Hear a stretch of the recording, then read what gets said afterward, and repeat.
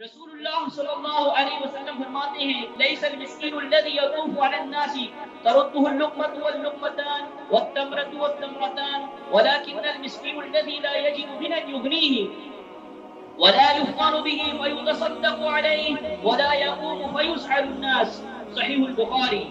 مسکین وہ نہیں ہے جو لوگوں کے ہاں چکر کاٹتا ہے اور ایک لقمہ یا دو لقمے اور ایک کھجور یا دو کھجور لے کر واپس چلا جاتا ہے، بلکہ مسکین تو وہ ہے جو اتنا مال نہیں پاتا جو اسے مستغنی کر دے، نہ کسی کو اس کا حال معلوم ہوتا ہے کہ اسے صدقہ دے دے، اور نہ وہ کھڑے ہو کر لوگوں سے سوال کرتا ہے۔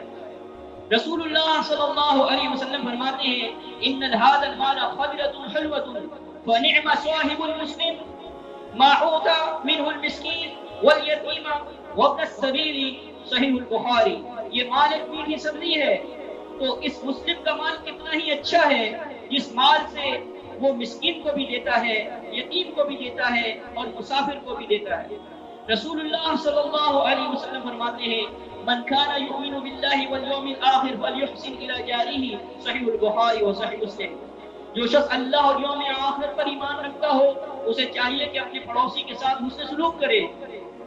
رسول اللہ صلی اللہ علیہ وسلم فرماتے ہیں یا ابا ذر اذا طبخت مرقة فاكثر ماءها وتعاهد جيرانك صحیح مسلم۔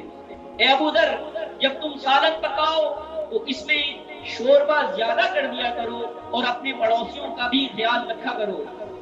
اے لوگوں، آسمان و زمین میں جو کچھ ہے سب اللہ تعالیٰ کا ہے۔